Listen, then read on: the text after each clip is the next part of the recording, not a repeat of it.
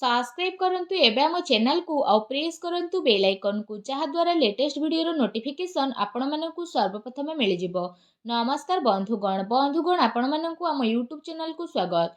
बंधुगण आज आम जानिबा आगामी ए 5 दिन आपणक पई किपरि कटिबो, केउ प्रकारर आगामी 5 दिन को आपण प्लानिंग करिवे, आपणकर लव लाइफ किपरि रहिबो, बिजनेस किपरि रहिबो, व्यापार किपरि रहिबो, शिक्षा स्वास्थ्य सब विषय रे आज आम विस्तार पूर्वक भाबे जानिबा।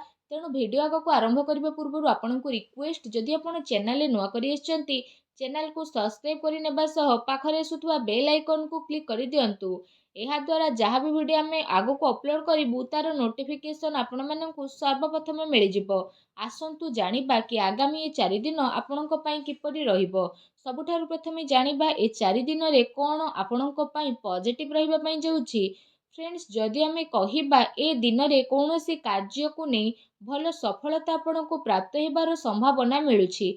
जदि आपण कौनसी प्रकारर कार्य योजना को विस्तार करने पई चेष्टा करूछंती किंबा कौनसी नुआ कार्यर आरंभ करने पई चाहुछंती तो सेथिरे आपनको भल सफलता मध्य प्राप्त हेबो। फ्रेंड्स, एहा सहित जदि कहिबा भूमि भवन वाहन आदि किणाकिणी पाई मध्य भल जोग मध्य बनुछि। वैज्ञानिक दृष्टिकोण तथा उन्नत भावना आपनको आगको बढ़ाइबारे सहायता प्रदान करिबो।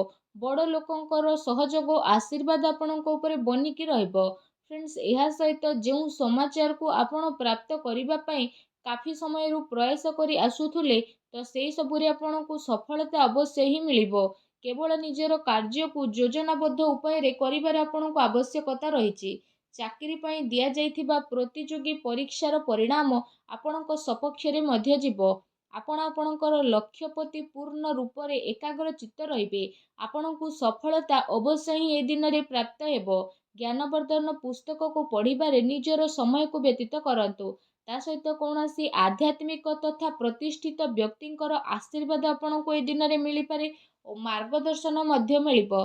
सामाजिक गतिविधि रे टिके दूरता बनेकी रखंतु। एथिरे समय व्यर्थ हेबा सहित आउ किछि आपणको प्राप्त हेबो नाही। दिन अपेक्षा आपण राति को अधिक गुरुत्व देबे। दिल अपेक्षा दिमाग रु कथा सुनिबा पई चेष्टा करंतु, जहा द्वारा आपणकर स्वाभिमान कौनसी भी परिस्थिति रे हिम्मतर साथ छाड़िबो नाही। एहा आपणकर सबुठारु बड़ संपत्ति अटे। संतानकर शिक्षा संबंधित कौनसी महत्वपूर्ण कार्य होई पारे। शिक्षा संस्थान रे आपणको शुभ फल मिलिबो। अनुभवी तथा जिम्मेदारी लोकंकर मार्गदर्शन आपणको आहुरी अधिक मजबूत करी देबो। जो कारण पई आपणको उचित परिणाम मध्य हासिल हेबो एवं आपणको मन बहुत ही प्रसन्न मध्य रहइबो। आसंतु जानिबा आपणको पई दिन रे कोन नेगेटिव रहिबो। फ्रेंड्स, भूल कथार प्रतिकार करिबा द्वारा ओ कारण रे ही लोक आपणकर विपक्ष रे जिबे। आपणको सबु कार्य बहु संयमता और गंभीरतार सह करिबार अछि। टिके भी लापरवाहीर परिणाम घातक आपणको पई होई पारे। कौनसी संपर्कियों स्वास्थ्य को नहीं ए दिन रे आपणकर टेंशन रहिबो। विद्यार्थी हास परिहास एवं मनोरंजन आदि व्यर्थ कार्य रे पड़ी निजर पाठपढ़ा सह समझौता करंतु नहीं। पैसा मामला रे काहा उपरे आपणको अधिक भरोसा करिबार दरकार नहीं। ता सहित राजनीति मामला रे कार्य रे बहुत ही आपणको सावधानता रखिबार आवश्यकता रहिछि। एहा सहित कौनसी नुआ निवेश करिबा पूर्वरु आपण भल भाबरे जांच पड़ताल करिकि नियंतु। ए समय रे आर्थिक स्थिति किछि एपरि रहिबो। घरर बड़ लोक एवं वरिष्ठ सदस्यंकर स्वास्थ्यर आपणको विशेष रूप से ध्यान रखिबार आवश्यकता रहिछि। अजणा अपरिचित व्यक्तिंक द्वारा व्यवहार रे लेण देण रे आपणको सावधानता रखिबार अति आवश्यक रहिछि। खर्च उपरे आपण नियंत्रण रखंतु। एहा द्वारा आपणको आर्थिक व्यवस्था रे काफी समय पर्यंत सुधार आसीबो। ता सहित घरर लोकंक भितरे कौनसी हल्का फुल्का मतभेदर स्थिति मध्य उत्पन्न हेबो। कौनसी संपर्कियों संबंधित कौनसी अप्रिय समाचार आपणको विचलित मध्य करि पारे। एथिपाई आपणको धैर्य एवं संयमता बनेई रखिबार अति आवश्यकता रहिछि। फ्रेंड्स, आसंतु जानिबा आपणकर ए दिन रे लव लाइफ किपरि रहिबो। फ्रेंड्स, जो लोक माने ए पर्यंत सिंगल अछंती तांको जीवन रे कौनसी प्यारा साथी आसी पारंती। निजर प्रेम जीवन को गभीरता देबा एवं जणे आउ जण को बुझिबारे दिन आपणको पई अटे। ଜୀବନସାଥୀ ତଥା ପରିବାରଜନଙ୍କର ସହଯୋଗ ଆପଣଙ୍କର ଆତ୍ମବଳ ଆତ୍ମବିଶ୍ୱାସକୁ ବଢ଼େଇ ଦେବ। ଆଉ ଆପଣ ଚିନ୍ତାମୁକ୍ତ ହୋଇ ନିଜର କାର୍ଯ୍ୟ ଉପରେ ଧ୍ୟାନ ମଧ୍ୟ ଦେବେ। ଦାମ୍ପତ୍ୟ ସମ୍ବନ୍ଧରେ ମଧୁରତା ବନିକି ରହିବ। ପରିବାର ଆପଣଙ୍କର ପ୍ରାଥମିକତା ରହିବ। ଜୀବନ ସାଥୀ ଆପଣଙ୍କର ପରିସ୍ଥିତିରେ ସମ୍ପୂର୍ଣ୍ଣ ଭାବରେ ସହଯୋଗ ପ୍ରଦାନ କରିବେ।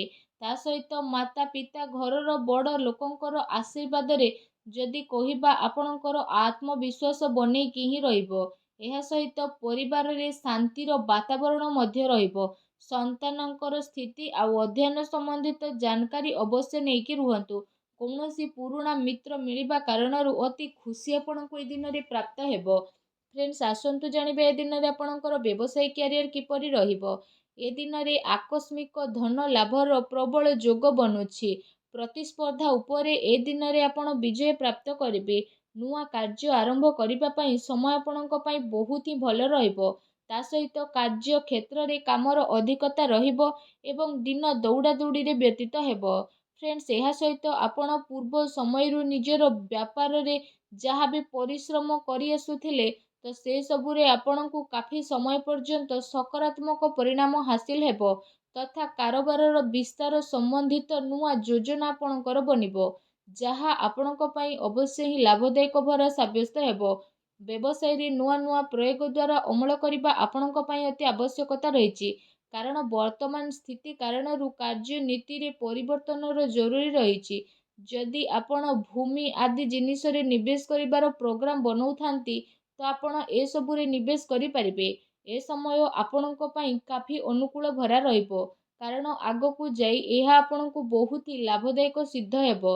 ଫ୍ରେଣ୍ଡସ୍, ଆସନ୍ତୁ ଜାଣିବା ଏ ଦିନରେ ଆପଣଙ୍କର ସ୍ୱାସ୍ଥ୍ୟ କିପରି ରହିବ।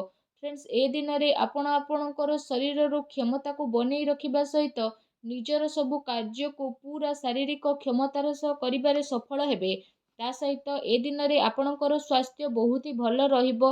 ଆପଣ ନିଜକୁ ଚିନ୍ତା ମୁକ୍ତ ଏବଂ କାଫି ଊର୍ଜାବାନ ଅନୁଭବ କରିବେ। ତା ସହିତ ନିଜର ସ୍ୱାସ୍ଥ୍ୟକୁ ଆହୁରି ଅଧିକ ଭଲ ରଖିବା ପାଇଁ ଆପଣ ପ୍ରତ୍ୟେକ ଦିନ ଯୋଗ କରନ୍ତୁ, ବ୍ୟାୟାମ କରନ୍ତୁ ଏବଂ ସୁସ୍ଥ ରୁହନ୍ତୁ। ଫ୍ରେଣ୍ଡସ୍, ଆସନ୍ତୁ ଜାଣିବା ଏ ଦିନରେ ଆପଣଙ୍କ ପାଇଁ କ'ଣ ବିଶେଷ ଉପାୟ ରହିଛି।